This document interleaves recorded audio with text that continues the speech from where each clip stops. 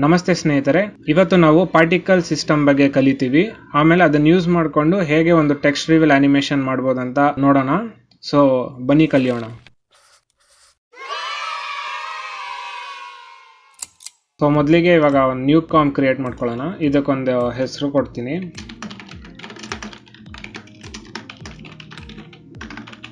Text reveal animation ಅಂತ. So HD resolution ತೊಗೋತಿದ್ದೀನಿ, duration 5 seconds ಇರಲಿ. ಓಕೆ, ಸೊ ಇವಾಗ ಒಂದು ಟೆಕ್ಸ್ಟ್ ಬರ್ಕೊಳ್ಳೋಣ. ಸೊ ಇಲ್ಲಿ ಟೆಕ್ಸ್ಟ್ ಹತ್ರ ಹೋಗಿ ರಿವೀಲ್ ಅಂತ ನಾನು ಒಂದು ಟೆಕ್ಸ್ಟ್ ಬರ್ಕೋತೀನಿ. ಸೊ ಆ್ಯಂಕರ್ ಪಾಯಿಂಟ್ ಸೆಂಟರ್ ಮಾಡಿಬಿಟ್ಟು ಸೆಂಟರ್ ಅಲೈನ್ಮೆಂಟ್ ನಾನು ಮಾಡ್ಕೋತೀನಿ. ಸೊ ಇವಾಗ ಇದಕ್ಕೆ ಸುಮ್ಮನೆ ಒಂದು ಲುಕ್ ಕೊಡೋಣ ಅಂದ್ಬಿಟ್ಟು ಏನು ಮಾಡ್ತೀನಿ, ಒಂದು ಬೆವೆಲ್ ಹಾಕ್ತೀನಿ ನಾನು. ಮೊದಲಿಗೆ ಒಂದು ಫಿಲ್ ಹಾಕೋಣ. ಸೊ ಕಲರ್ ಏನಾದ್ರು ಚೇಂಜ್ ಮಾಡಬೇಕಂದ್ರೆ ಆರಾಮಾಗಿ ಚೇಂಜ್ ಮಾಡ್ಕೋಬೋದು. ಸೊ ಇದಕ್ಕೆ ನಾನು ಒಂದು ಈ ಥರದ್ದೊಂದು ಕಲರ್ ಕೊಡ್ತೀನಿ, ಅಥವಾ ರೆಡ್ ಕಲರು ಕೊಡ್ಬೋದು. ಸೊ ನಿಮಗೆ ಯಾವ್ದು ಇಷ್ಟ ಅನಿಸುತ್ತೋ, ನಿಮಗೆ ಯಾವ್ದು ಬೇಕಾಗುತ್ತೋ ಆ ಥರದ್ದು ಕಲರ್ ಕೊಡಿ.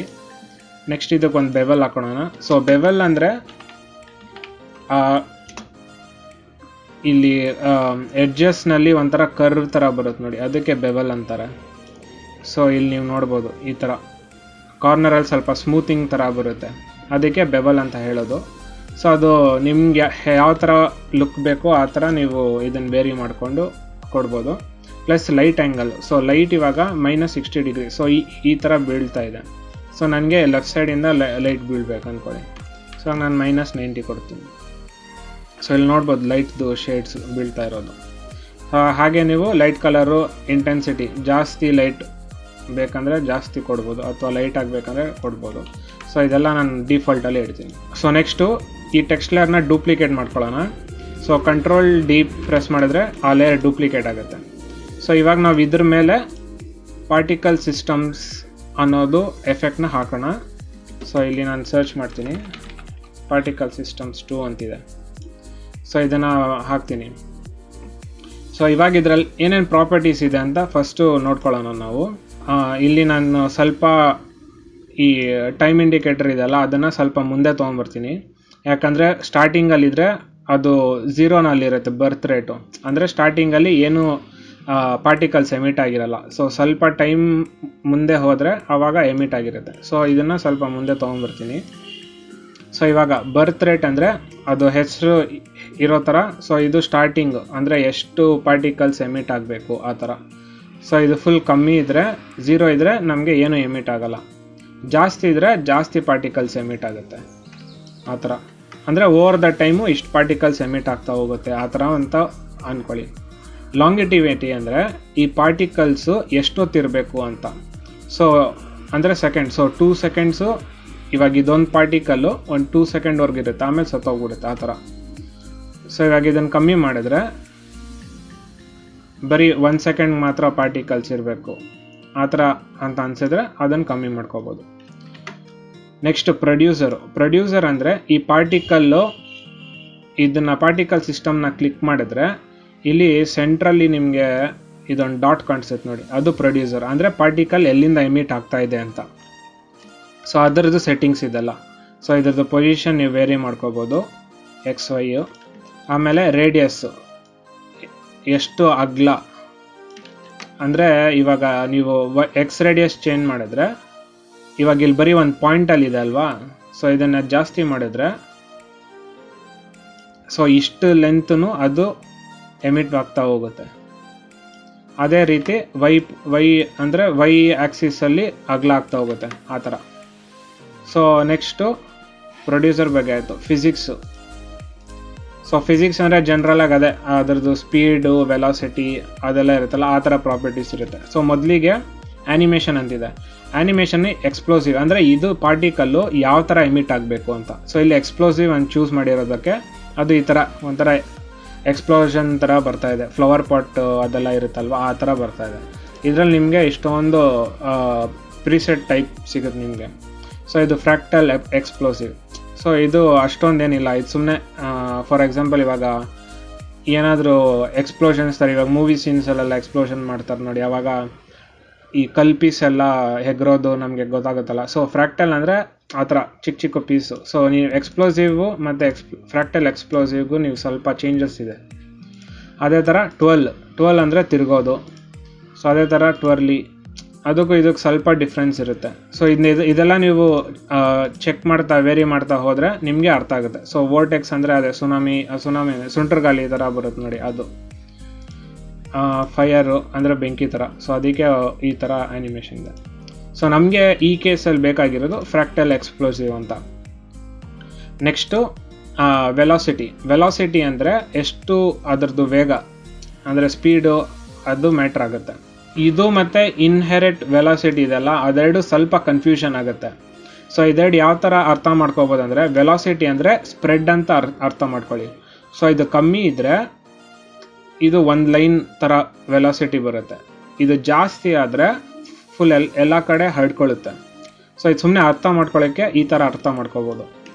ಅದೇ ಇನ್ಹೆರೆಟ್ ವೆಲಾಸಿಟಿ ಅಂದರೆ ಇದು ಒಂಥರ ಡೈರೆಕ್ಷನ್ ಅಂತ ಅನ್ಕೋಬೋದು, ಅಥವಾ ಗಾಳಿ ಬೀಸೋದು, ಅಥವಾ ಸುಮ್ಮನೆ ಅರ್ಥ ಮಾಡ್ಕೊಳ್ಳೋಕ್ಕಷ್ಟೆ. ಸೊ ಇದನ್ನು ನೋಡಿ, ನೀವು ಜಾಸ್ತಿ ಮಾಡಿದರೆ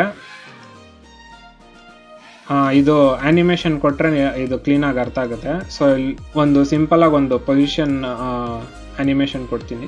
ಸೊ ಇವಾಗ ಇಲ್ಲಿ ನೋಡ್ಬೋದು, ನಾನು ಇವಾಗ ಇನ್ಹೆರೆಟ್ ವೆಲಾಸಿಟಿ ಇದೆ ನೋಡಿ, ಅದು ಚೇಂಜ್ ಮಾಡಿದ್ರೆ ಇದ್ರದ್ದು ಡೈರೆಕ್ಷನ್ ಚೇಂಜ್ ಆಗುತ್ತೆ. ಅದೇ ನಾನು ವೆಲಾಸಿಟಿನ ಮೂವ್ ಮಾಡಿದ್ರೆ ಸ್ಪ್ರೆಡ್ ಮೂವ್ ಆಗುತ್ತೆ. ಸೊ ಇದು ಸುಮ್ಮನೆ ಅರ್ಥ ಮಾಡ್ಕೊಳ್ಳೋಕ್ಕಷ್ಟೇ. ಸೊ ಏನಾಗುತ್ತೆ ಅಂತ ಮೈಂಡಲ್ಲಿ ಇರಬೇಕಲ್ವ, ಅದಕ್ಕೋಸ್ಕರ ಈ ಥರ ಅರ್ಥ ಮಾಡ್ಕೋಬೋದು. ನೆಕ್ಸ್ಟ್ ಇವಾಗ ಗ್ರಾವಿಟಿ ಅಂದರೆ ಗೊತ್ತಿರೋದು. ಸೊ ಪಾರ್ಟಿಕಲ್ಸ್ ನೀವು ಗ್ರಾವಿಟಿ ಕೊಟ್ಟರೆ ಪಾರ್ಟಿಕಲ್ಸ್ ಕೆಳಗಡೆ ಬೀಳುತ್ತೆ. ಸೊ ನೀವು ಗ್ರಾವಿಟಿ ರಿಮೂವ್ ಮಾಡಿಬಿಟ್ರೆ ಸೊ ಪಾರ್ಟಿಕಲ್ಸು ಸ್ಪೇಸಲ್ಲೇ ತೇಲ್ತಾ ಇರುತ್ತೆ. ಅದೇ ನಿಮಗೆ ಪಾರ್ಟಿಕಲ್ಸ್ ಮೇಲ್ಗಡೆ ಹೋಗ್ಬೇಕಂದ್ರೆ ನೀವು ಇದು ಗ್ರಾವಿಟಿನ ನೆಗೆಟಿವಲ್ಲಿ ಕೊಡಬೇಕು, ಆವಾಗ ಪಾರ್ಟಿಕಲ್ಸ್ ಮೇಲ್ಗಡೆ ಹೋಗುತ್ತೆ. ರೆಸಿಸ್ಟೆನ್ಸ್ ಅಂದರೆ ತಡೆಯೋದು. ಸೊ ರೆಸಿಸ್ಟೆನ್ಸ್ ಜಾಸ್ತಿ ಇದೆ ಅಂದರೆ ಪಾರ್ಟಿಕಲ್ಸ್ ತುಂಬ ಹರಡ್ಕೊಳ್ಳಲ್ಲ, ಹತ್ರನೇ ಇರುತ್ತೆ. ಅದೇ ನೀವು ರೆಸಿಸ್ಟೆನ್ಸ್ ಫುಲ್ ಕಮ್ಮಿ ಮಾಡಿದ್ರೆ ಅದು ಫುಲ್ ಎಲ್ಲ ಕಡೆ ಹಡ್ಕೊಂಡಿರುತ್ತೆ, ಆ ಥರ. ಸೊ ಇದೆಲ್ಲ ನೀವು ಪ್ರಾಪರ್ಟಿ ವೇರಿ ಮಾಡ್ತಾ ಮಾಡ್ತಾ ನಿಮಗೆ ಗೊತ್ತಾಗುತ್ತೆ ಏನೇನು ಆಗ್ತಾ ಇದೆ ಏನಂತ. ಸೊ ಇದು ಡೈರೆಕ್ಷನ್ ಕೂಡ ಅಷ್ಟೇ, ಇಲ್ಲಿ ನೋಡ್ಬೋದು, ಇಲ್ಲಿ ತಿರುಗ್ತಾ ಇದೆ. ಸೊ ಮೇ ಬಿ ನೀವು ಇದನ್ನು ಬೇರೆ ಥರ ಆ್ಯನಿಮೇಷನ್ ಏನಾದ್ರು ಮಾಡಬೇಕಂದ್ರೆ ಅಲ್ಲಿ ಡೈರೆಕ್ಷನ್ ಅದು ಯೂಸ್ ಆಗೋ ಥರ ಇದ್ದರೆ, ಅಂದರೆ ನಿಮ್ಗೆ ಈ ಥರ ತಿರುಗ್ತಾ ಇರಬೇಕು, ಈ ಥರ ಆ್ಯನಿಮೇಷನ್ ಬರ್ತಾ ಇರುತ್ತಲ್ವ, ಆವಾಗ ಇದು ಕೂಡ ತಿರುಗ್ತಾ ಇರಬೇಕು ಅಂದರೆ ಆವಾಗ ನೀವು ಇದನ್ನು ಡೈರೆಕ್ಷನ್ನ ಚೇಂಜ್ ಮಾಡ್ಕೋಬೋದು.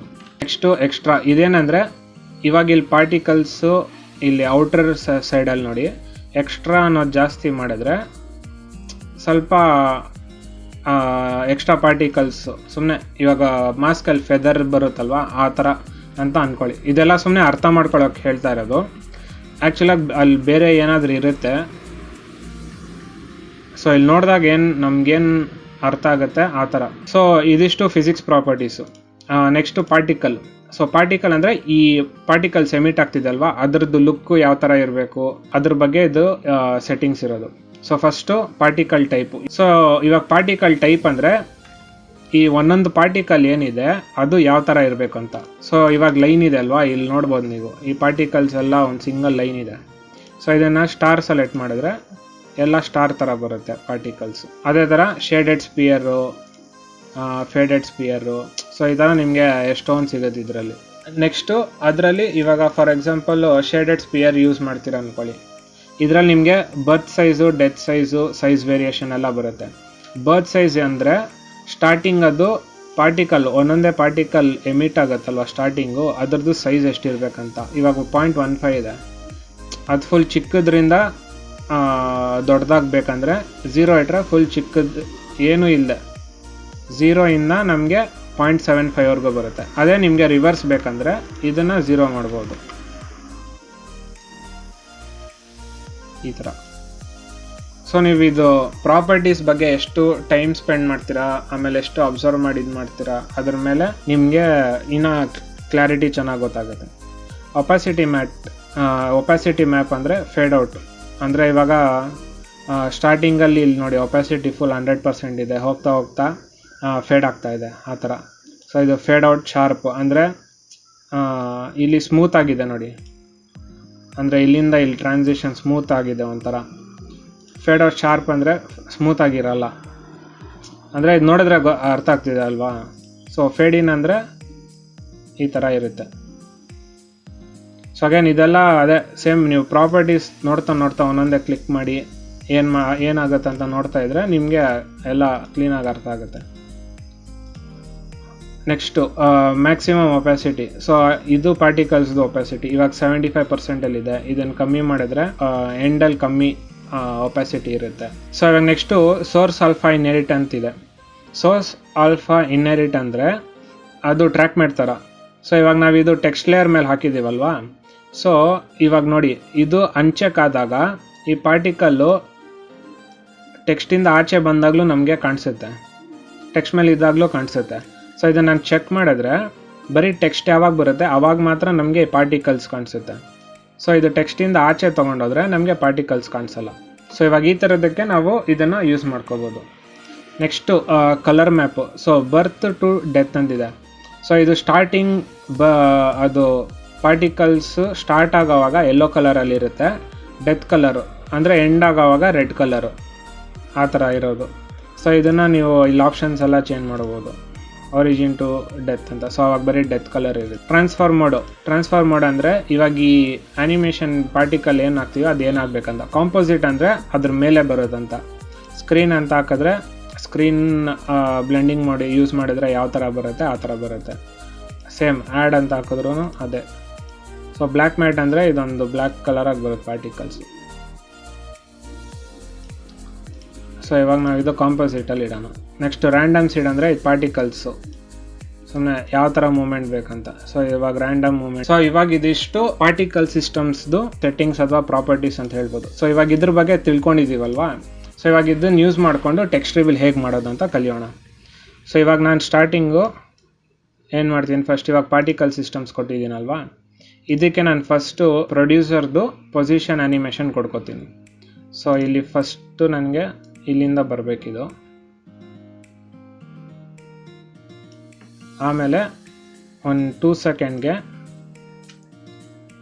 ಈ ಕಡೆ ಹೋಗ್ಬೇಕು, ಸರಿನಾ. ಸೊ ಇವಾಗ ಆ್ಯನಿಮೇಷನು ಲೆಫ್ಟ್ ಸೈಡಿಂದ ರೈಟ್ ಸೈಡ್ ಬರುತ್ತೆ. ಸೊ ಇವಾಗ ನಮಗೆ ಈ ಪಾರ್ಟಿಕಲ್ಸು ಮೇಲ್ಗಡೆ ಹೋಗಬೇಕು. ಆಮೇಲೆ ನಮಗೆ ಈ ಬಿಡ್ತಿದೆ ಅಲ್ವಾ, ಇದು ನಮ್ಮ ಟೆಕ್ಸ್ಟ್ ಬಿಡ್ತು ಎಷ್ಟಿದೆ ಅಷ್ಟಕ್ಕೆ ಬೇಕು. ಇದೇನಾಗ್ತಿದೆ ಸುಮ್ಮನೆ ಒಂದು ಪಾಯಿಂಟಲ್ಲಿದೆ, ಸೊ ಅದು ಲುಕ್ಕು ಅಷ್ಟು ಚೆನ್ನಾಗಿ ಬರೋಲ್ಲ. ಅದಕ್ಕೆ ಏನು ಮಾಡಬೇಕು, ನಮಗೆ ವೈ ರೇಡಿಯಸ್ಸು ಇನ್ಕ್ರೀಸ್ ಮಾಡ್ಕೋಬೇಕು, ಯಾಕಂದರೆ ವೈ ಲೆಂತು ನಮಗೆ ಜಾಸ್ತಿ ಆಗಬೇಕು. ಸೊ ಅದಕ್ಕೆ ಇದು ವೈ ಲೆಂತು ಟೆಕ್ಸ್ಟ್ದು ಬಾಕ್ಸ್ ಎಷ್ಟಿದೆ ನಾನು ಅಷ್ಟಕ್ಕೆ ಅಂದಾಜಾಗಿ ಹಾಕೋತೀನಿ. ಸೊ ಅರೌಂಡ್ 10 ಅಥವಾ ಸ್ವಲ್ಪ ಜಾಸ್ತಿ ಇಟ್ಕೊಂಡ್ರೂ ಪರವಾಗಿಲ್ಲ. ಸೊ ನಾನು 12 ಅಷ್ಟು ಇಟ್ಕೋತೀನಿ. ಇವಾಗ ಪ್ರೊಡ್ಯೂಸರ್ದು ಕೆಲಸ ಆಗೋಯ್ತು, ನಾವು ಒಂದು ಆ್ಯನಿಮೇಷನ್ ಕೊಟ್ಟಾಯಿತು, ಅದರ ಲೆಂತು ಇಷ್ಟಿರಬೇಕಂತ. ಸೊ ಇವಾಗ ನೆಕ್ಸ್ಟ್ ಬಂದುಬಿಟ್ಟು ಫಿಸಿಕ್ಸು. ಸೊ ಇವಾಗ ನಮಗೆ ಬೇಕಾಗಿರೋದು ಇದು ಪಾರ್ಟಿಕಲ್ಸು ಮೇಲ್ಗಡೆ ಹೋಗಬೇಕು. ಸೊ ಅದಕ್ಕೆ ನಾನು ಏನು ಮಾಡ್ತೀನಿ, ಫಸ್ಟು ಗ್ರಾವಿಟಿನ ನೆಗೆಟಿವ್ ವ್ಯಾಲ್ಯೂ ಕೊಡ್ತೀನಿ, 1 - 5 ಅಂತ ಕೊಡ್ತೀನಿ. ಸೊ ಇದು ನೋಡ್ಬೋದು, ಇದು ತುಂಬ ಜಾಸ್ತಿ ಆಗೋಯ್ತು, ಅದಕ್ಕೆ ಸ್ವಲ್ಪ ಕಮ್ಮಿ ಮಾಡ್ಕೋತೀನಿ. ಸೊ ಒಂದು -5 ಕೊಟ್ಟಿರೋಣ. ಓಕೆ, ಇಷ್ಟು ಪರವಾಗಿಲ್ಲ. ನೆಕ್ಸ್ಟ್ ಬಂದು ನಮಗೆ ಇನರ್ಟ್ ವೆಲಾಸಿಟಿ. ಇದು ಯಾಕಂದರೆ ನಮಗೆ ಇಲ್ಲಿ ಸ್ಟಾರ್ಟಿಂಗಲ್ಲಿ ಸ್ವಲ್ಪ ಜಾಸ್ತಿ ಪಾರ್ಟಿಕಲ್ಸ್ ಬೇಕು ನನಗೆ, ಅಂದರೆ ಕಾಣಿಸೋಕ್ಕೆ. ಸೊ ಅದಕ್ಕೆ ನಾನು ಇದನ್ನು ವೇರಿ ಮಾಡ್ಕೋತೀನಿ. ಆಮೇಲೆ ವೆಲಾಸಿಟಿನ 0 ಅಥವಾ ಸ್ವಲ್ಪ ನಮಗೆ ಯಾವ ಥರ ಆ್ಯನಿಮೇಷನ್ ಬೇಕು ಆ ಥರ ಸೆಟ್ ಮಾಡ್ಕೋತೀನಿ. ನಮಗೆ ಸ್ವಲ್ಪ ಸ್ಪ್ರೆಡ್ ಆಗಿರೋ ಥರ ಬೇಕು, ಆದರೆ ಇಷ್ಟೊಂದು ಸ್ಪ್ರೆಡ್ ಬೇಡ, ಇಷ್ಟು ಸ್ಪ್ರೆಡ್ ಸಾಕು ಅನ್ಕೋತೀನಿ. ಇವಾಗ ನೆಕ್ಸ್ಟು ರೆಸಿಸ್ಟೆನ್ಸು ಒಂದು 20 ಕೊಡೋಣ.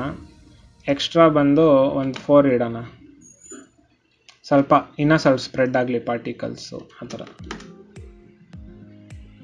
ನೆಕ್ಸ್ಟು ಡೈರೆಕ್ಷನ್ನು ಸುಮ್ಮನೆ ಒಂದು -90 ಅಂದ್ಕೊಡ್ತೀನಿ.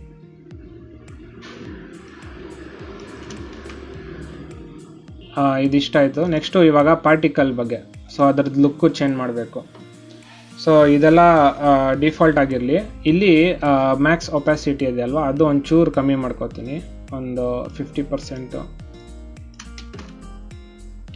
ಯಾಕಂದರೆ ನಮಗೆ ಇಷ್ಟೊಂದು ಬ್ರೈಟ್ ಆಗಬೇಡ, ಸುಮ್ಮನೆ ಒಂದು ಲೈಟಾಗೆ ಇವಾಗ ನಮಗೆ ಇವಾಗ ಪಾರ್ಟಿಕಲ್ ಕಲರು ಈ ಟೆಕ್ಸ್ಟ್ ಕಲರ್ಗೆ ಮ್ಯಾಚ್ ಆಗಬೇಕು. ಅದಕ್ಕೆ ಏನು ಮಾಡ್ತೀನಿ, ಬರ್ತ್ ಕಲರು ಈ ಕಲರ್ ತೊಗೋತೀನಿ, ಡೆತ್ ಕಲರು ಬಂದು ಈ ಲೈಟ್ ಕಲರ್ ಇದ್ದಲ್ಲಿ ಬರ್ತದೆ. ಕೆಲವೊಂದು ಸತಿ ಏನಾಗುತ್ತೆ, ಇವಾಗ ಟ್ರಾನ್ಸ್ಫಾರ್ಮ್ ಮಾಡಿ ನಮಗಿಲ್ಲ ಕಾಂಪೋಸಿಟ್ ಅಂತಿದಲ್ವಾ, ಬೈ ಚಾನ್ಸ್ ನೀವೇನಾದ್ರು ಹಳೆ ಆಫ್ಟರ್ ಎಫೆಕ್ಟ್ಸ್ ಏನಾದ್ರು ಯೂಸ್ ಮಾಡ್ತಿದ್ರೆ ಕೆಲವೊಂದು ಸತಿ ನಿಮಗೆ ಪಾರ್ಟಿಕಲ್ಸ್ ಬರೀ ಟೆಕ್ಸ್ಟಿಗೆ ಮಾತ್ರ, ಟೆಕ್ಸ್ಟ್ ಬಾಕ್ಸ್ ಒಳಗಡೆ ಮಾತ್ರ ಕಾಣಿಸುತ್ತೆ.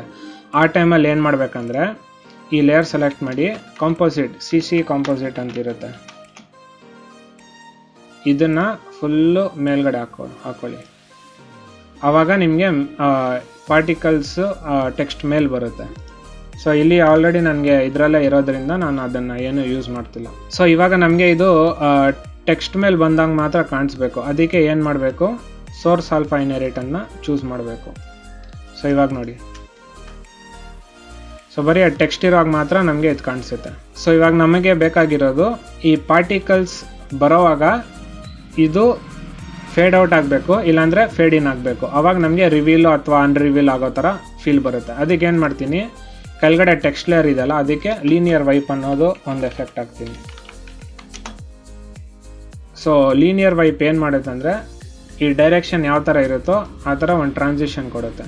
ಸೊ ಇವಾಗ 90 ಡಿಗ್ರಿ ಇರೋದ್ರಿಂದ ಲೆಫ್ಟ್ ಸೈಡಿಂದ ರೈಟ್ ಸೈಡ್ಗೆ 100% ಕಂಪ್ಲೀಷನ್ ಆಗುತ್ತೆ. ಅಂದರೆ ಲೆಫ್ಟ್ ಸೈಡಿಂದ ರೈಟ್ ಸೈಡು ವೈಪೌಟ್ ಆಗುತ್ತೆ. ಸೊ ಇದಕ್ಕೂ ನಾನೊಂದು ಕೀ ಫ್ರೇಮ್ ಮಾಡ್ಕೋತೀನಿ. ಸ್ಟಾರ್ಟಿಂಗಲ್ಲಿ ನಮಗೆ ಕಾಣಿಸ್ತಾ ಇರುತ್ತೆ, ಹೋಗ್ತಾ ಹೋಗ್ತಾ ರಿವೀಲು ಎಲ್ಲ ಅಳಿಸ್ಕೊಂಡು ಹೋಗುತ್ತೆ. ಸೊ ಇದಿಲ್ಲಿ ಅಡ್ಜಸ್ಟ್ ಮಾಡ್ಕೊಳ್ಳೋದು. ಸೊ ಇವಾಗ ನೋಡಿ, ಇಲ್ಲಿ ನೋಡಿದ್ರೆ ನಮಗೆ ಈ ಥರ ಒಂದು ಆ್ಯನಿಮೇಷನ್. ಸೊ ಆದರೆ ಇವಾಗ ಇಲ್ಲಿ ನೋಡಿ, ಈ ಲೀನಿಯರ್ ವೈಪ್ ಇಲ್ಲಿ ಬಂದು ತುಂಬ ಶಾರ್ಪ್ ಆಗಿದೆ. ಅದಕ್ಕೆ ಸ್ಮೂತ್ನೆಸ್ ಬೇಕಂದರೆ ಫೆದರ್ ಜಾಸ್ತಿ ಮಾಡ್ಕೊಳ್ಳಿ, ಒಂದು 59, 50 ಅಥವಾ 60 ಅಷ್ಟು. ಸೊ ಇವಾಗ ಈ ಥರ. ಸೊ ಇದು ಒಂದು ಆ್ಯನಿಮೇಷನ್ ಆಯಿತು. ಸೊ ನಮಗೆ ಇದೇ ಆ್ಯನಿಮೇಷನ್ನು ಉಲ್ಟಾಗಬೇಕು. ಅಂದರೆ ಇವಾಗ ಅಳ್ಸೋಗ್ತಾ ಇದೆ ಅಲ್ವಾ ಪಾರ್ಟಿಕಲ್ಸಿಂದ, ನಮಗೆ ರಿವೀಲ್ ಆಗಬೇಕು ಟೆಕ್ಸ್ಟು. ಸೊ ಅದಕ್ಕೆ ಏನು ಮಾಡ್ತೀನಿ, ಇವಾಗ ಇದೇ ಟೆಕ್ಸ್ಟ್ನ ಡೂಪ್ಲಿಕೇಟ್ ಮಾಡ್ಕೋತೀನಿ. ಸೊ ಇದೆರಡು ಹೈಡ್ ಮಾಡಿಬಿಡ್ತೀನಿ.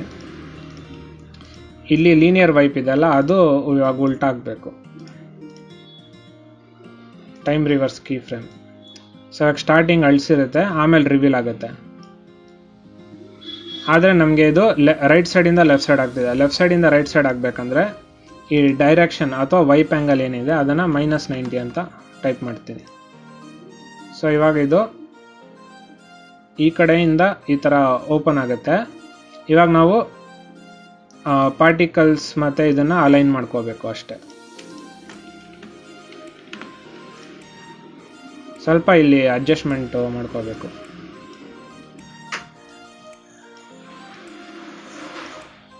ಸೊ ಇಲ್ಲಿ ಪಾರ್ಟಿಕಲ್ಸ್ ಯಾವಾಗ ಬರೋಕ್ಕೆ ಸ್ಟಾರ್ಟ್ ಆಗುತ್ತೋ ಅಲ್ಲಿ ನಾವು ಇದನ್ನು ಕೀ ಫ್ರೇಮ್ನ ಇಲ್ಲಿ ಸೆಟ್ ಮಾಡ್ಕೊಳ್ಳೋದು.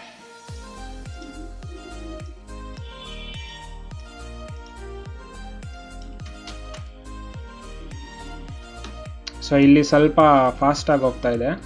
ಸೊ ನೀವು ಕೀ ಫ್ರೇಮ್ ಕ್ಲೀನಾಗಿ ಸೆಟ್ ಮಾಡಿಕೊಂಡ್ರೆ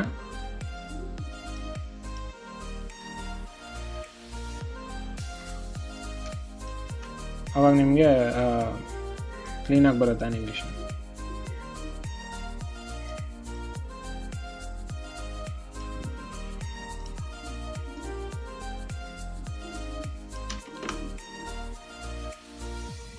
ಸೊ ನೋಡಿ, ಇವಾಗ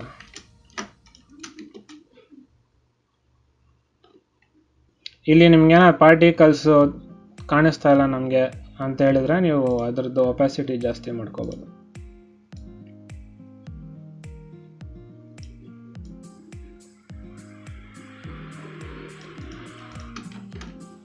ಸೊ ನೋಡಿದ್ರಲ್ಲ ಸ್ನೇಹಿತರೆ, ನಾವು ಪಾರ್ಟಿಕಲ್ ಸಿಸ್ಟಮ್ ಬಗ್ಗೆ ತಿಳ್ಕೊಂಡು ಒಂದು ಟೆಕ್ಸ್ಟ್ ರಿವೀಲ್ ಯಾವ ಥರ ಮಾಡೋದಂತ ಕಲಿತ್ವಿ. ಸೊ ನೀವು ಟ್ರೈ ಮಾಡಿ. ನಿಮಗೂ ಏನಾದ್ರು ಡೌಟ್ಸ್ ಏನಾದ್ರು ಬಂದರೆ ನನಗೆ ಕಾಮೆಂಟ್ ಸೆಕ್ಷನಲ್ಲಿ ಕೇಳಿ. ಪ್ಲಸ್ ಡಿಸ್ಕಾರ್ಡ್ ಆದಷ್ಟು ನೋಡಿ ಜಾಯ್ನ್ ಆಗಿ ನನ್ನ ಜೊತೆ ಇಂಟ್ರ್ಯಾಕ್ಟ್ ಮಾಡ್ಬೋದು. ಡಿಸ್ಕಾರ್ಡಲ್ಲಿ ನಾನು ತುಂಬ ಆ್ಯಕ್ಟಿವ್ ಇರ್ತೀನಿ. ಸೊ ವೆಯ್ಟ್ ಮಾಡ್ತಿರ್ತೀನಿ ನೀವು ಯಾರಾದರೂ ಡಿಸ್ಕಾರ್ಡಲ್ಲಿ ಬಂದು ನನಗೆ ಮೆಸೇಜ್ ಮಾಡಲಿ ಅಂತ. ಸೊ ಮುಂದಿನ ವಿಡಿಯೋನಲ್ಲಿ ಸಿಗೋಣ. ಅಲ್ಲಿವರೆಗೂ ಧನ್ಯವಾದಗಳು.